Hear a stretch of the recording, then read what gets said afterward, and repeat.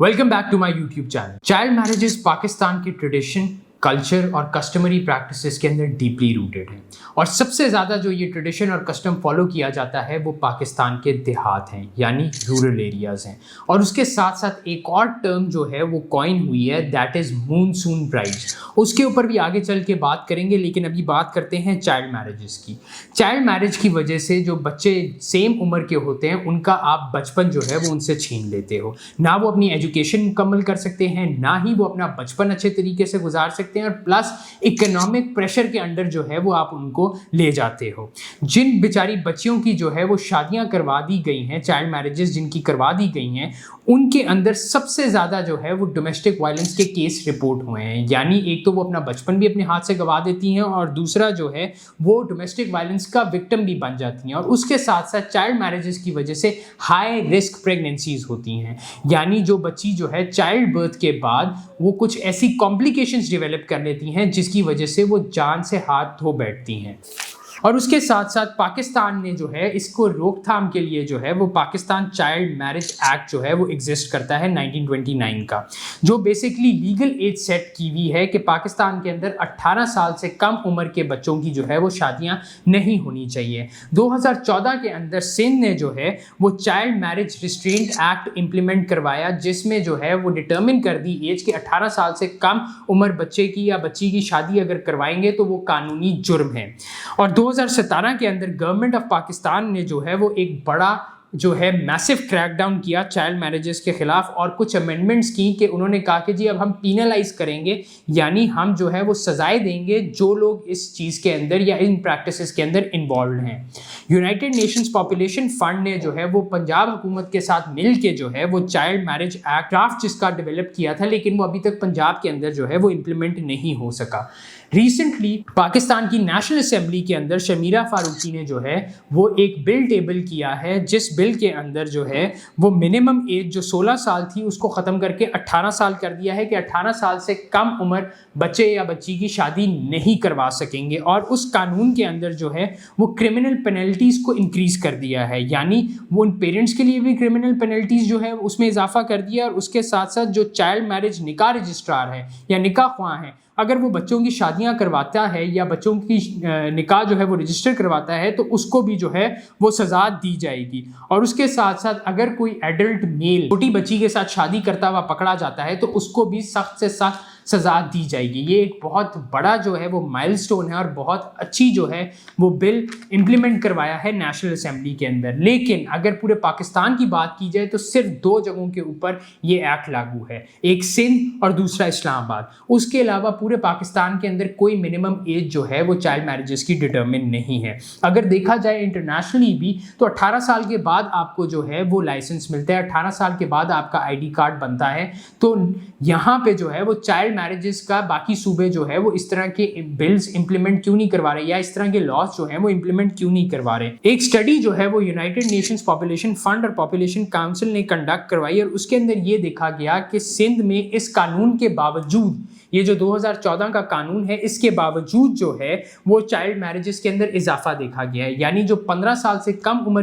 बच्चे या बच्चियां थी उसके अंदर 1.5% इजाफा देखा गया है, और जो बच्चियों की शादियां जिनकी उम्र 18 साल से कम थी उसके अंदर 2.2% जो है वो इजाफा देखा गया है। तो वो क्या वजह है कि सिंध के अंदर ये कानून जो है वो इम्प्लीमेंट नहीं हो सका या फिर ये कानून जो है वो फेल हो गया है। तो पाकिस्तान की गवर्नमेंट को ये चाहिए कि सबसे पहले वो ये देखें और ये सोचें कि वो वालिदैन जो हैं जो देहातों में हैं वो बच्चों या बच्चियों की शादियां जो है वो क्यों करवाते हैं, इसके पीछे रीज़न क्या है। तो सबसे बड़ा रीज़न ये है कि जो पसमानदा इलाकों से जिनका ताल्लुक है वो ये चाहते हैं कि एक तो वो इकोनॉमिक हार्डशिप से गुजर रहे होते हैं। ऑब्वियसली पाकिस्तान जिस तरह के क्राइसिस से गुजर रहा है, जितनी महंगाई पाकिस्तान में हो गई है, तो इकोनॉमिक हार्डशिप्स जो है वो उनको देखनी पड़ती हैं। उसके बाद जो है वो ऑलरेडी पॉवर्टी लाइन से नीचे होते हैं, तो वो ये कोशिश करते हैं कि सबसे पहले जो है जिधर मॉनेटरी आपकी बेनिफिट्स जो दिए जा रहे हैं अपनी बच्चियों को, सबसे पहले वो अगर वो कफालत कर रहे हैं अपनी बच्चियों की तो सबसे पहले उनकी शादियां करवा दें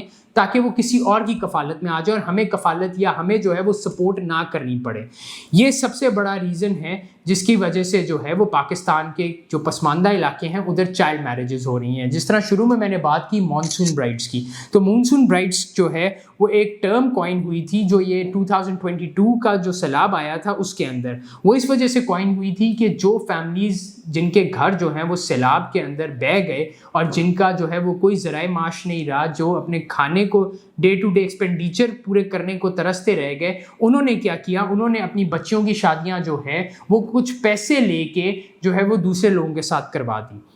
اس وجہ سے یہ جو مونسون برائڈس کی ٹرم ہے یہ اس وقت کوائن ہوئی, اور وہ اس وجہ سے کروا دی کیونکہ وہ اکنامک ہارڈ شپ سے گزر رہے تھے کہ ایک تو ان کے سر چھپانے کے لیے ان کے پاس چھت نہیں تھی, ان کے پاس اناج کے لیے پیسے نہیں تھے, نہ وہ اپنا گزارا کر سک رہے تھے نہ کچھ, تو انہوں نے جو ہے وہ کچھ پیسوں کے عوض جو ہے وہ اپنی بچیوں کی شادیاں کروا دی. اور ادھر الجزیرہ نے ایک کیس اسٹڈی رپورٹ کی ہے کہ ایک بچی جس کی شادی جو ہے وہ اسی طریقے سے مونسون برائڈ کے کانسیپٹ سے ہی کروائی گئی, تو جو اس کا ہسبینڈ ہے اس نے کہیں سے ادھار لے کے 3 لاکھ روپے جو ہے اس کے والدین کو دیے. تو وہ ایک ہارڈ شپ سے, ایک پہلے گھر نہیں تھا اور اس کے بعد جس کے ساتھ شادی کی وہ آلریڈی جو ہے وہ قرضے کے اندر مقروض تھا, یعنی قرضہ اس کے اوپر جو ہے سر پہ چڑھا ہوا تھا, تو وہ ایک ہارڈ شپ سے دوسری ہارڈ شپ کے اندر چلی گئی. تو اس کو روکنے کے لیے جو ہے وہ گورنمنٹ کو سب سے پہلے تو جو ہے وہ ایجوکیشن فیسلٹیز ہر اس طرح کے شہر کے اندر اور ہر اس طرح کے دیہات کے اندر جو ہے وہ بنانے کی ضرورت ہے. وہ اس وجہ سے کہ جب بچے اور بچیاں جو ہیں وہ اسکول کالجز کے اندر جانا شروع کریں گے تو ان کے ذہن کھلیں گے, جب ان کے ذہن کھلیں گے تو انہیں پتہ چلے گا جو شادی ہے صرف وہی مقصد نہیں ہے زندگی کا, زندگی کے مقاصد اور زیادہ ہیں. اور ہر ایک انڈیویجول کو جو پاکستانی ہے, چاہے وہ پسماندہ علاقے سے اس کا تعلق ہے یا اس کا شہر سے تعلق ہے, دونوں کو جو ہے وہ ایکول رائٹس اور ایکول اپرچونٹیز ملنی چاہیے. اور اس کے ساتھ ساتھ گورنمنٹ کو یہ چاہیے ہے کہ این جی اوز کے ساتھ مل کے اس طرح کی فیملیز جو پاورٹی لائن سے نیچے ہیں یا پھر اس طرح کی فیملیز جو ڈسپلیسڈ فیملیز ہیں سیلاب کی وجہ سے, جن کے گھروں کو نقصان ہوا ہے, جن کا ذرائع معاش ختم ہو گیا ہے, ان کو اکنامک سپورٹ کریں. اگر اکنامک سپورٹ کریں گے تو وہ اس طرح کے ڈیسیجنز نہیں لیں گے, اس طرح کے ایکٹس نہیں کریں گے, چائلڈ میرجز جو ہیں وہ پاکستان کے اندر نہیں ہوں گی. اس کے ساتھ ساتھ پاکستان کی گورنمنٹ کو چاہیے کہ کوئی اس طرح کا ادارہ بنایا جائے جو ہر ایک ضلع کے اندر جا کے اویئرنیس کیمپین چلائے, چاہے وہ ٹی وی کے اوپر کیمپین ہو, ریڈیو کے اوپر کیمپین ہو, یا بائی فٹ جو ہے وہ ایک انڈیویجول جا کے جو ہے وہ ہر قصبے کا ایک مین بندہ جو ہے جا کے اویئرنیس کیمپین چلانا شروع کرے, تاکہ لوگوں کے ذہن کھلیں کہ چائلڈ میرجز سے جو ہے وہ ایک تو آپ بچوں کا بچپن چھین رہے ہو, دوسرا آپ ان سے ان کی ایجوکیشن جو وہ کر سکتے ہیں وہ ان سے چھین رہے ہو, تیسرا جو ہے وہ ان کی زندگیاں داؤ پہ لگا رہے ہو, چوتھا جو ہے کہ آپ ان کو اکنامک برڈن کے اندر ڈال رہے ہو اور مسلسل اور مزید دھکیل رہے ہو پاورٹی لائن سے نیچے, کہ obviously جب وہ اکنامک برڈن کے اندر آ جائیں گے تو ان کا تو کوشش یہی ہوگی کسی طریقے سے جو ہے وہ سروائیول موڈ کے اوپر اپنے ڈے ٹو ڈے ایکسپینڈیچر جو ہے وہ پورے کرے. تو نہ وہ